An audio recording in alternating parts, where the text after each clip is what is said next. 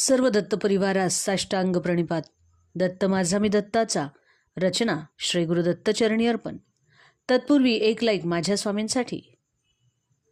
माऊलींनो, अन्नाचे महत्त्व सांगताना स्वामी म्हणतात, वदनी कवळ घेता नाम घ्या श्रीहरीचे, सहज हवन होते नाम घेता फुकाचे, जीवन करी जीवित्वा अन्न हे पूर्ण ब्रह्म, उदरभरण नोहे जाणीजे यज्ञकर्म. तर अशा प्रकारे आपण जेव्हा सात्विक आहार घेत असतो तर आपण नेहमी लक्षात ठेवावे की अन्न म्हणजे पूर्ण ब्रह्म असते.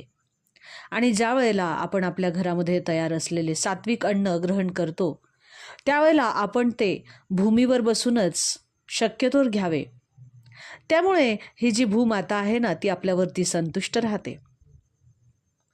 आणि जेवताना मांडी घालून बसणे हे अगदी योग्य आहे. त्यामुळे काय होते की आपल्या गुडघ्याच्या जवळच्या ज्या नाड्या आहेत त्या दुमडल्या जाऊन बंद होणे त्यावेळेला त्या आवश्यक असतात.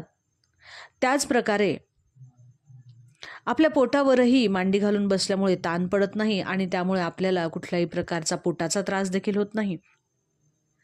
आपण ज्या वेळेला जेवणार असतो, जर आपण त्यावेळेला बाहेरून आलेलो असू तर सर्वात आधी आपण आपले हातपाय स्वच्छ धुवून कपडे बदलून मगच जेवावे. आपण दररोज जेवताना जेवणामध्ये शुद्ध तूप अवश्य घ्यावे. शुद्ध तुपामुळे आपले शरीर तेजस्वी होते, बुद्धी वाढते आणि स्मरणशक्ती देखील वाढते. शक्यतोवर आपण आपल्या जेवणामध्ये गरम अन्नच खावे. त्यामुळे आपल्या फुफ्फुसाचे जे आकुंचन आणि प्रसरण आहे ते चांगल्या प्रकारे होते. कधीही आपले जेवण जे आहे सकाळचे आणि रात्रीचे किंवा 2 वेळेच्या जेवणामध्ये साधारणतः 7 ते 8 तासाचे अंतर हे नक्की असावे. ज्या वेळेला सूर्यास्त होत असतो त्यावेळेला जंतू निर्माण होत असतात. त्यामुळे सूर्यास्ताच्या वेळी आपण शक्यतोवर अन्न घेणे टाळावे किंवा आपण रात्रीचे जेवण हे 7-7:30च्या नंतरच करावे.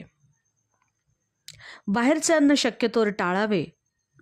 आणि अन्न घेण्याची वेळ आपल्यावरती जर आलीच तर आपण दत्त महाराजांचे नामस्मरण करत करत ते घ्यावे. फ्रीजमधील अति थंड पाणी हे जर आपण पिले तर त्यामुळे आपल्या हृदयावर परिणाम होतो.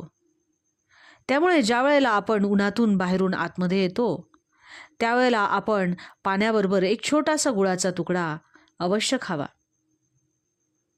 आणि आपण जर जेवणामध्ये आपल्या घरातील लहान मुलांना जर लोणी दिले तर त्या लोण्यामुळे आपल्या घरातील छोट्या मुलांच्या बुद्धीची तीव्र वाढ होत असते. संध्याकाळच्या आहारामध्ये आपण आहार हा शक्यतोवर हलका घ्यावा. यामध्ये आपण फळे वगैरे किंवा फलाहार किंवा दूध या प्रकारचे अन्न आपण संध्याकाळी घ्यावे. पाणी पिताना जर आपण पाण्यामध्ये जिरे टाकून पाणी पिलं तर पाण्यातील जो काही दोष असतो तो दोष कमी होतो. त्याचप्रमाणे आपण आपल्या आहारामध्ये जर रोज 1 हिरवी मिरची खाल्ली तर त्या मिरचीमुळे आपल्याला हृदयविकार होत नाही किंवा कमी प्रमाणात होतो. आणि जर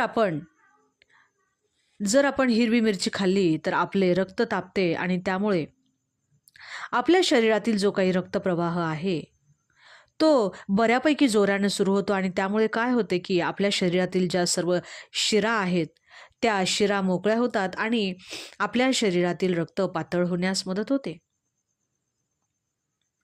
त्याचप्रमाणे पाणी पिण्यासाठी जर आपण तांब्याचे भांडे वापरले तर तांब्याच्या भांड्यातले ठेवलेले पाणी जर आपण रोज पिले तर आपल्या शरीरातील पित्ताचा त्रास देखील कमी होऊ शकतो. अवधूत चिंतन श्री गुरुदेव दत्त. दिगंबरा दिगंबरा श्रीपादवल्लभ दिगंबरा. श्री स्वामी समर्थ.